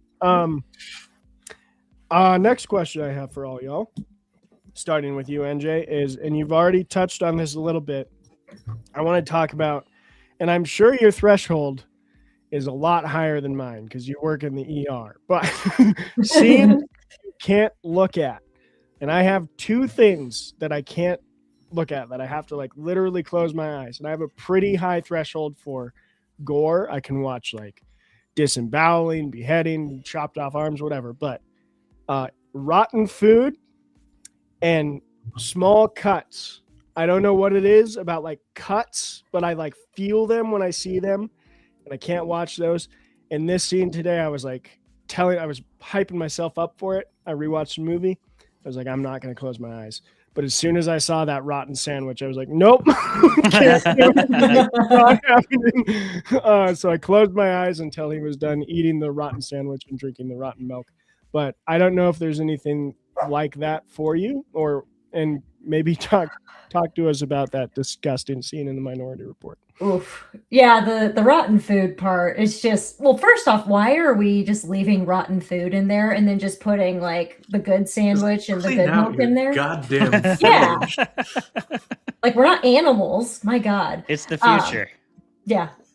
I guess it just makes penicillin or something, and that's what he's doing. But the things I have a very hard time with, anything like related to childbirth very much freaks me out. Like those are the only two times when I was in medical school and residency I came close to fainting, was in deliveries. I can't handle it very well. Although truthfully, in large amounts, I am not a big fan of vomit, poop, lots of snot I don't like. So as a doctor, I can be like, all right, you guys deal with that. I'm going to go in here and just, chart or whatnot. So right. Not a nurse. The nurses, they need more money. Give them more money because my God, they are just saints on this earth. The other thing that always really grosses me out is like bone stuff, like compound fractures coming through your skin. And then like in the ER when somebody dislocates, their ankle or whatever, the feeling of your bones grinding makes me not feel very good. Yeah. That's that on the other feeling side of that. Yeah. Doesn't feel great. Yeah. I can imagine. That's that feeling part. And a follow-up question for you, because I want to know if there's any like movies that have made you like seen and then actually like felt from just a scene in a film, because that's little cuts for me in everything. Like there's a scene in The Raid, which is a Korean action film, where the guy's like hiding in the walls, and the villain is like stabbing a butcher knife into the wall to like catch him, and he has to stop it with his hand, and it cuts his hand. Oh, that scene, I just was like, like felt it in my whole body. But I don't know, do you have anything like that you're like, you remember just being like, yeah, I feel that? Viscerally. The one I think that probably has scarred me the most is in The Fly, the one with Jeff Goldblum and Gina Davis, where she gives birth to a maggot. Like, that one got me pretty bad. I truly think it is probably why I have been very pro-choice from a very young age. You're just like, there's no reason for this to be happening. Yeah, I'm so like, often. absolutely not. No maggots. Clay? For me, I have a few of them actually. I'm something of a wuss. I can handle like big stuff. Like I can handle beheadings, or ironically, I can handle like a chopping off of a hand. Like Deanna and I are watching Game of Thrones over again. And we just watched the one last night where Jaime Lannister gets his hand cut off, which is fucking awesome. But I cannot handle, because I worked in kitchens for so long, when people chop fingers. Like anytime there's a kitchen scene and somebody's like chopping carrots and they're not paying attention, I'm like, oh god. Like just honestly, like butcher knife related, like kitchen stuff that's relatable, because I have chopped into my finger pretty good before, and every cook has. If you've cooked for any amount of time, and maybe that's why the rotten food thing, in there. right? And that's probably why the rotten food thing doesn't bother me, because I've seen so much of it in real life that you just kind of like get used to it, but. Finger stuff gets me. I don't like going under fingernails. I don't like chopping off fingers, though if it's the whole hand, I guess that's fine. Like it didn't bother me watching the Jaime Lannister, because I guess that was just like so extreme and fast, and it felt like a beheading almost. But yeah, if it's like that chopping just like one finger and you know that thing's getting like taken off at the doctor's office later, like that really gets me. Don't like eye stuff. Don't like belly stuff. Like belly button stuff specifically. I watched If I Had Legs, I Would Kick You recently too, which I really liked. But there's a scene where she takes out her daughter's feeding tube by herself, and that is so fucked. And she's just like pulling it, and it's so gross. And I just like, it made me squirm. So I'm actually kind of a little bitch when it comes to stuff like that. I'm pretty squeamish. But yeah, I guess that's what it is for me. It's like eyes and fingers and belly buttons. It's pretty basic, but that's where I'm at. However, if somebody's like exploding or getting their head chopped off or something bigger like that, like blood spraying everywhere, and it's like a Tarantino movie, it doesn't feel real to me, then it's fine. I have a harder time with this stuff that I'm like, oh yeah, I know people who've chopped off their fingers. I know people who have like got a shard of metal in their eye because our dad is a dumbass and he welds without goggles on. So yeah, stuff like that, you know? This is the man who put his cavity filling back in with Gorilla Glue. He did. No, he totally did. It's still in there. It's still in there. I feel like that. Come on, that was recently. That happened. I mean, good for him, man. Yeah. Yeah, the guy's a G, no question. He also pulled a knife out of his own palm. Wow. All those kind of things. He's done it all, and it probably has something to do with my squeamishness. Yeah. How about you, Jeremy? Well, like for me personally, as long as a character deserves what's happening to them, I can sit through a lot. Sure. But like stuff with teeth, I has an easier time making my skin crawl. That's why I tuned out during Bring Her Back, and I was like, dude, the knife thing. That was a double. That was a double for me because it was slicing and teeth. Same butcher knife, the knife thing, kitchen, and then like the biting into the wood countertop, just absolutely not. Thank you, but no, thank you. But I think it goes to kind of like it's like Clay's reverse point George where, Washington. Yeah, it's like sure, a finger getting chopped off, like that's like oh my god, why?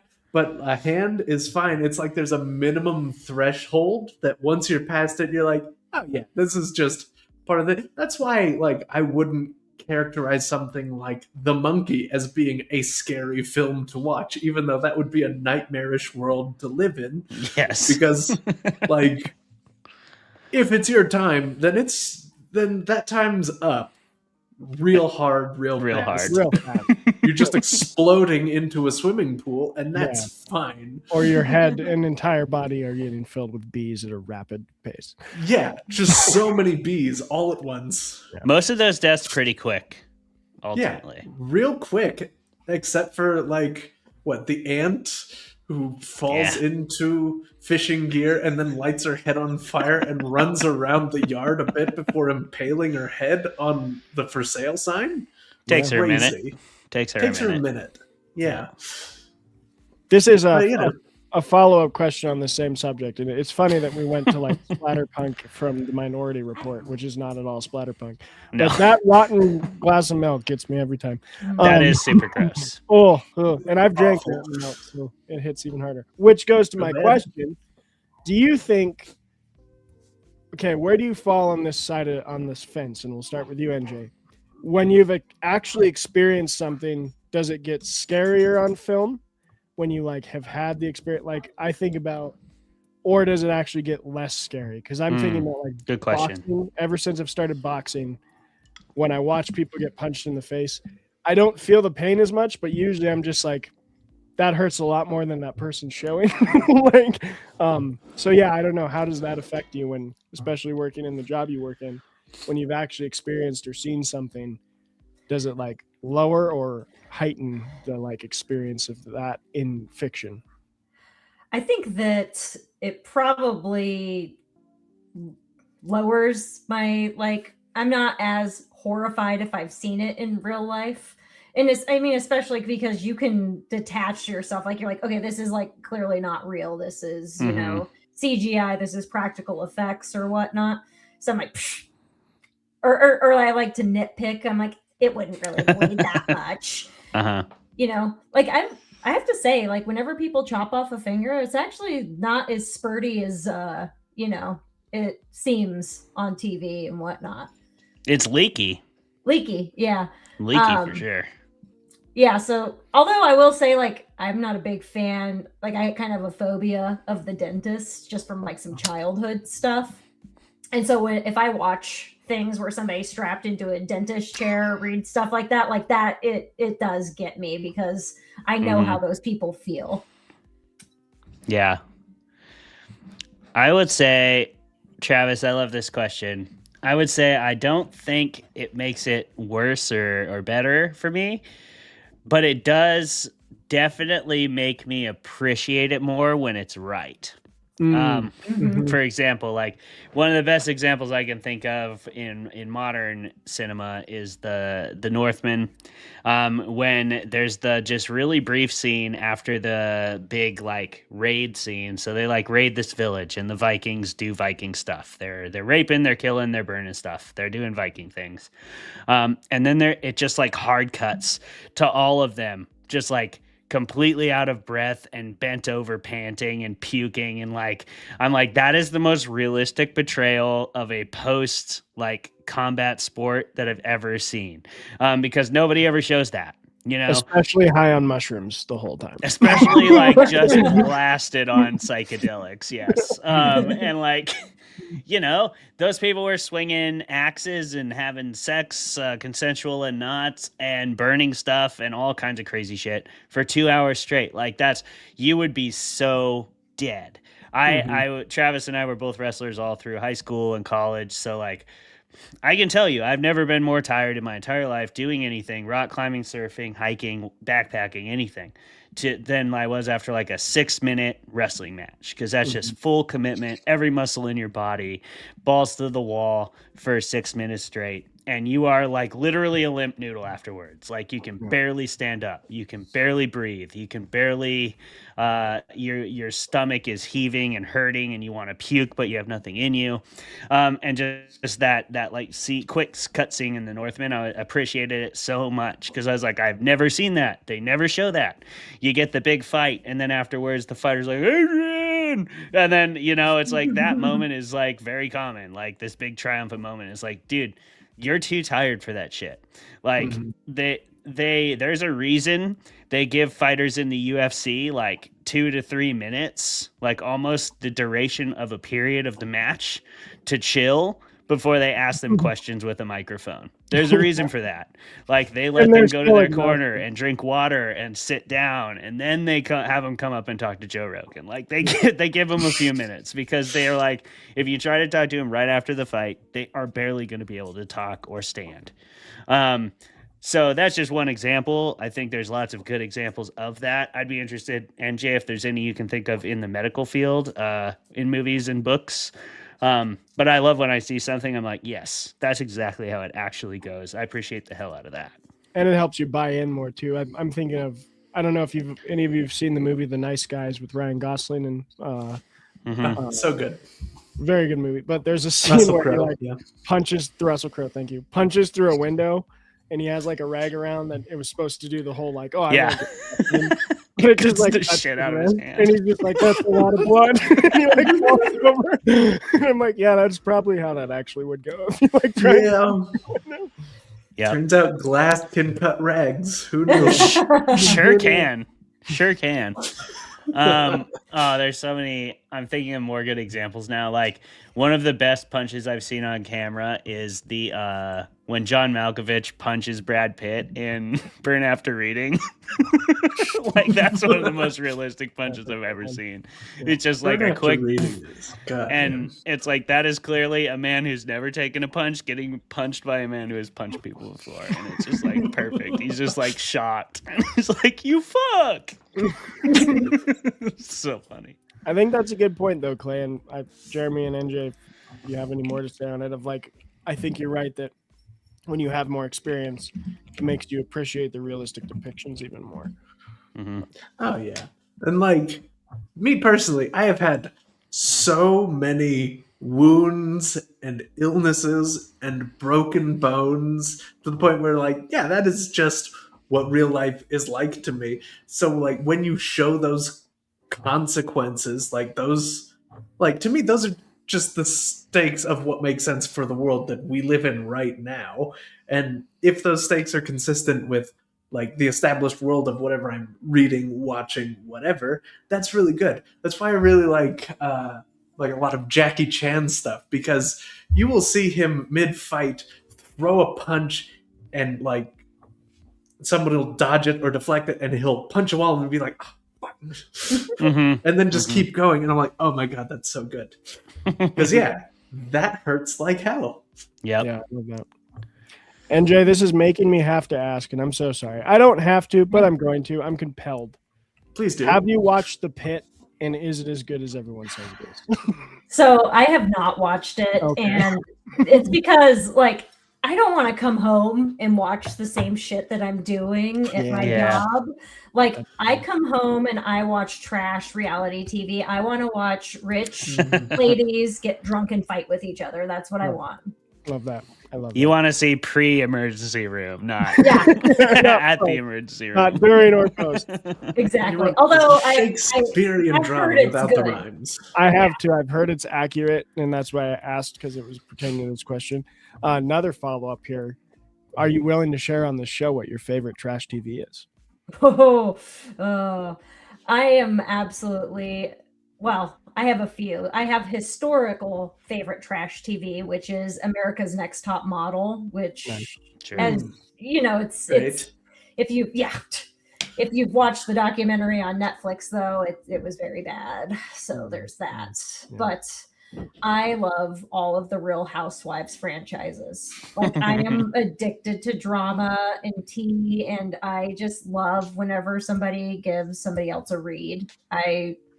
It's just my favorite. It is mindless. I can turn my mind off, and it just takes me out of my everyday life. Thank God. I love that. I am unashamedly. I will do a lot of things to socialize. Like I'm a very social person, and I was in a cohort of people that started watching The Bachelorette, and I was like, you know what? Sure. I got invited. There's free wine in there, and some crackers. I'm going to go. Get in and there. I had one other guy there that was in the same boat of me of like, I don't want to be here. And he just kept making fun of it. And I was like, if you're going to be here, embrace the shit out of this. So we had like a board. We were crossing out all the people that got voted off. I was like, it's going to be this guy. It's going to be this guy. I know it. Yeah. It was fun to just fully embrace the trash and be like, Yeah. "Oh, why not? I'm here. Why not?" Yeah, you gotta just get right in there. One of mine is MTV's Teen Wolf series. Nice. Pretty much exclusively trash, sprinkled in occasionally fantastic performances. It's so good bad. We're gonna go from I trash just- TV. Oh, go ahead, Clay. Sorry. Oh yeah, go ahead. I was just gonna say I just can't do the trash reality shows, though my wife does. But I do like reality shows that I like one reality show, and it's Alone, because it's not a trash reality show. It's the only one that is actually still pretty reality. And you can tell because it's boring as shit. If you aren't super interested in the outdoors and survival, you'll hate that show, because all they do is look for food and build shelter and go home and cry about missing their families. That's the entire show. So spoiler alert, if you don't like those three things, you will hate this show, but it's fantastic because that's what survival really is. So yeah, shout out to Alone for still being real out there. I did like Love at First Sight when it first came out. Genuinely, I did, because the first couple seasons was actually pretty real. They did something different than other dating reality shows, or it's not dating, it's fucking marriage. It's legit. Yeah. But most reality shows, what do? They go to a fucking tropical island or a 10-star resort, and they have this dream vacation. Oh, anyone can fucking get along on a dream vacation. On a dream vacation. Yeah. But Or so you would think. So you would think, NJ. But yet people still find a way to create drama out of that. Whereas the early seasons of Love at First Sight, they had to move into each other's apartments and just live their normal lives, and that sounds terrible. Yeah. I cannot imagine never meeting a person, moving in with them, they move in with you, whatever it may be, with your pet and your baggage and whatever else you have happening, your messes, and then just see if it works. And I think there's one couple still from the early seasons that's still together, but yeah, not exactly the Gottman success rate out there. No. All right. We're going to move from trash TV to the pretentious question of the week, which is going to be very, I think, Philip K. Dick and sci-fi directed. Art as thought experiment. I'd like to talk about that because I think this movie, at least the short story and definitely the movie in some parts too, was a thought experiment about how far would we go truly to say that we stopped murder, to say that we have done something to crime statistics to reduce them as low as possible. How far would humanity push it? One of my favorites that I've talked about on the show before is a book by Ursula K. Le Guin called The Dispossessed. That's one planet does socialism to its perfection, one planet does capitalism to its perfection, and she has the main character go between the two and see what they look like. But this is something that's been happening in sci-fi as a genre for a long time, and horror, I think, and I just love to talk about it. Do you think, and also to ask, do you think it's less common these days? I don't know contemporary literature as much as y'all. I've heard grumblings that people don't do this as much, use genre fiction as thought experiments as much as they do just as pure entertainment or kind of the fantasy exploration world building thing. Do you think it is something that is fading into the background, or is it still prevalent? Have you ever done it? All those questions around using art as thought experiment like Minority Report did. I feel as if it is probably less common than it was, because all of the big examples that I can think of, The Handmaid's Tale, although they did make that into a series and whatnot, I feel like were written more in the past. I don't know. You see a lot of in the splatterpunk genre, though. I feel like there is a lot of kind of social commentary and whatnot in there. but it typically is, the bad guys get what's coming to them. So it's probably a little bit more gratuitous, and it rewards the reader for these people that suck. Let me think about some examples. So I'll throw it to one of you guys. Okay. And then I have another follow-up, as always. But Clay or Jeremy? Well, I feel like art as thought experiment, or the inverse, which I think is probably the more likely, thought experiment as art, is something that, like, while many of these art forms were in their infancy, was probably more prevalent because more of them were available and hadn't already been explored by somebody. Like, if somebody's already written the trolley problem as a story, you then wouldn't want to just retread the same ground necessarily. So I do think they would be less common by now in that way. But then also we get stuff like Severance, which is a thought experiment that gets just 100% more messed up every level deeper you think about it, which the show does absolutely explore. So it's maybe just an availability thing, and like the difficulty with coming up with a new one rather than like people wanting to explore those kinds of topics, Yeah, like they have to reinvent the existing tropes and like spin them on their head. Yeah. Mm-hmm. Yeah. Clay?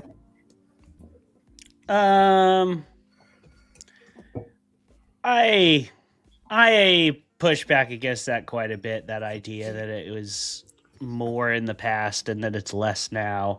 Yeah. I think that most good stories, most very intentionally written stories, and stories with a lot of analysis behind them, whether it be social or whatever else, political. I think all those stories are thought experiments in their own right. They're different. I think that there may be less, I'll say it, I think there may be a bit less pretension in the modern literary realm than there used to be. And I think a lot of that comes with the exception of genre fiction is equally valid. I don't think you necessarily have to write like a pensive drama to win an Oscar anymore, and I don't think you should have to do that. I think you should be able to win an Oscar with Sinners or Begonia. Those are both thought experiments. Those are both like stories about a very specific theme, a very specific cultural lens, told through that lens.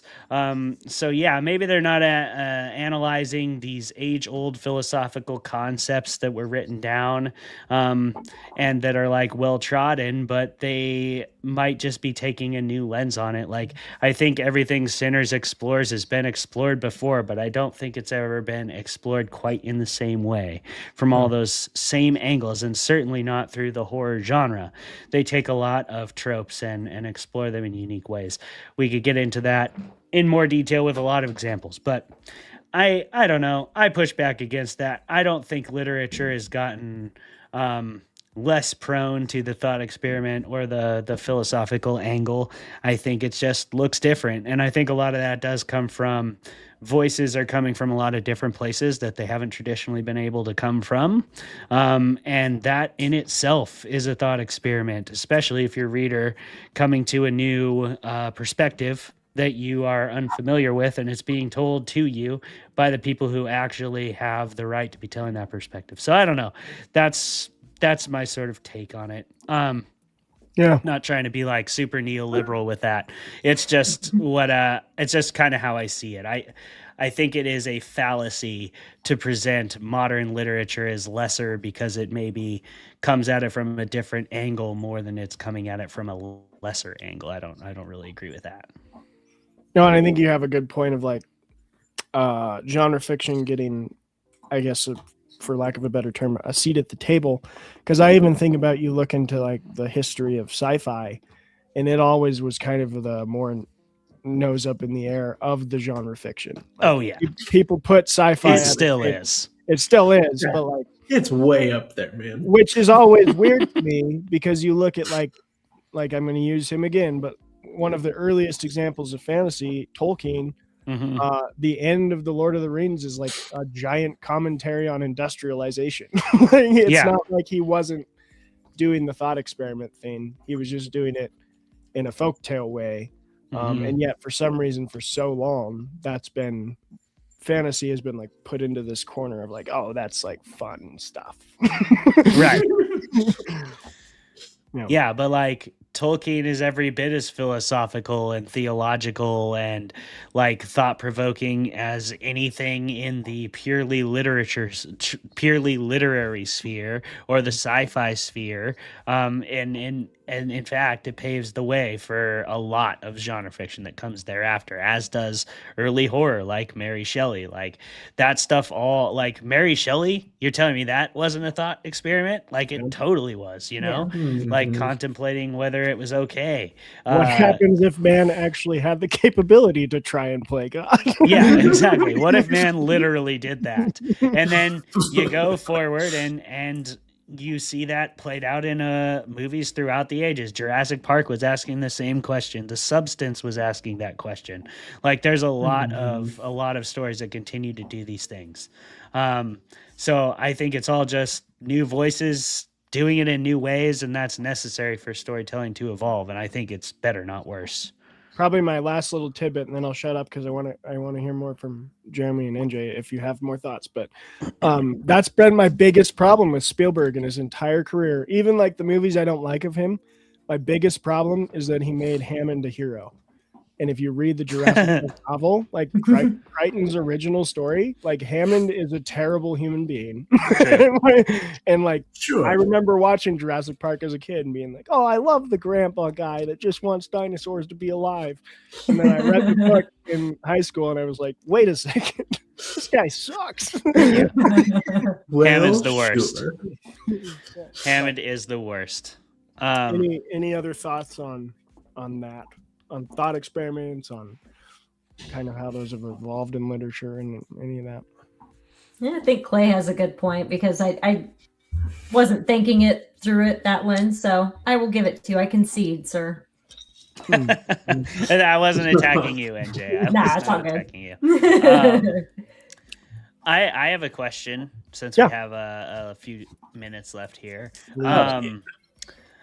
This kind of ties into both of those things, and I'd like to tie it back to the Minority Report a little bit, because we've been kind of wandering around in this episode, which is totally fine. But I wonder, and we asked a similar question during the iRobot episode, but on that same token of when something is more real to you, does it make it harder to consume it as fiction? How do you feel consuming these sort of futuristic stories that so closely mirror our modern circumstances? Does it make it harder for you to enjoy them? Does it make them scarier? Does it make them less scary? How does it affect your viewing experience in general? NJ, I'd like to start with you, but I find myself watching these horror sci-fi fantasy stories from the like 50s through 70s by all these iconic writers, and now that it's like literally coming true, I'm like, I wish you guys would have, I don't know, had a little more say in society. What do you think, NJ? I think the problem is the people that need to be reading these kind of stories don't know how to read. So number one is the biggest problem. To some extent, I do have a difficult time kind of immersing myself in some of that. Like, I read, The Handmaid's Tale, I read that in college. And I started to watch the series, and it was very difficult for me to even, get into, because of how pertinent it is to what's happening now, women's rights being stripped from them, and they're trying to change it. So, people can't vote if they've changed their last name or, whatever. So to me, sometimes it is a little bit more difficult to watch and get some enjoyment out of it. But I think in another sense, that's probably why you should be watching and reading and thinking about these things, because the shit's real, it's happening. Right. Otherwise, you're Tom Cruise at the beginning of the Minority Report, right? And you don't give a shit until you're in the vision. That's right. And you have any honestly, thoughts on that, Trav, Jeremy? Sorry, go ahead, Jeremy. Most of the time when I do find something that like feels maybe a little too true to life, especially in Minority Report with like all the crazy advertisements, whatever, being personalized directly to you while you're walking through a whatever, it's mostly just that's probably what it's gonna be. By then. And if anything, like in this movie, it just feels like a set dressing while I'm sort of grappling with, well, I'm not really grappling with it. I'm grappling with why Tom Cruise isn't grappling with the fact that like keeping 3 people basically asleep for their entire lives while they only dream of horrific murders. Why, I'm grappling with why he doesn't find that to be the most upsetting thing he's ever heard of. Yeah, that's fair. So, like, if anything, those elements feel grounding in a way that just jars me out of the rest of the stuff that I have felt from the beginning of the film, in this case, is like, man, that is fucked. It's true, because a lot of the like things we're sort of vaguely referring to regarding modern times, you're still not like directly connected to them like you are with the ads and stuff. But for example, like if you buy cheap clothing, you could pretty much guarantee it might have been made unethically somewhere, where somebody was in unideal working circumstances, possibly a child or something, right? Like you make those like micro choices that probably ripple out and cause harm in the world somewhere down the line. If you really paid attention to all your choices, a lot of them probably do that in America, right? But you aren't looking right at that kid and still going, make my fucking shoe. Like, that's a really big difference than like Tom Cruise. He is doing that, and we're still supposed to believe he's a morally like empathetic character, which goes back to my beginning point. But Travis, do you have thoughts on this? I'm sure you do. I have many, and the first one I'll say is, again, I think the movie does answer this, maybe not adequately, but there is the line where he like the first thing he tells Colin Farrell's character when they like go down by the people is he says, it's best not to think of them as people. And like, we get this little insight. We get this little insight into his mind of like, he's clearly pushed that into a corner of like, for the greater good of stopping crime, I'm just going to look at these 3 human beings as things that are doing this task that I think is a good task. And so I think, there's that. Not that justifies it at all. You're completely right. Like, I wish you would have seen it earlier, but I'm sure that is exactly how many of those detectives would have thought, because they seem to be good people in a sense, but like they have to do some justification that's really nasty to not respect human life. And I guess to me, I love this kind of stuff. Even the ones that I disagree with, but I think that's just because literature can be some of the best exposure to philosophy ever once you like start to look at it that way, or even film and fiction, because philosophy texts are great. Like you got to read, or it's great to read the old classic philosophy texts and the syllogisms and the logic, but a lot of the times you need this sort of like thought experiment type action to happen before you actually see the implications of all those syllogisms and logical puzzles and such. you can sit in a room and, think about a thing all day, but until you actually see it lived out in some way, it's never going to have as much impact. And fiction is the best way to do that, especially with some of the more grueling and gruesome ones, like the trolley problem. I don't want that to actually happen. But like, you show me a movie that does it, and now it's like a lot more real and impactful. So yeah, I think a lot of people, if it's a hard thing to watch for you, don't watch it. But I do think I have a particular enjoyment from these types of movies that wrestle with like scarily pertinent philosophical things, because I like to see, okay, how did this start? Where does the author say it's going? And like, how does that all happen? Do I see little nuggets of that in modern society? If so, like, how do I, as just one guy in Bozeman, Montana, like figure out ways to fight against that in my little life? Can I even do that? I weirdly love going down those rabbit holes and having conversations with people about them. But again, I'm probably strange. I do encourage, though, everybody should read more philosophy.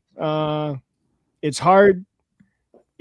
But even the stuff you disagree with, learn about it. That's my one little champion. Like, go read the philosophers of philosophies that you think you hate. And maybe you won't hate them as much. Maybe you'll hate them more, but at least when you have those discussions, you'll be like, I read the thing. Like, I know what the guy said. And that's much better than just watching a YouTuber talk about it and thinking you're an expert or something. Exactly. That's why Travis watched all of Friends. Yes. That is why. That's exactly why.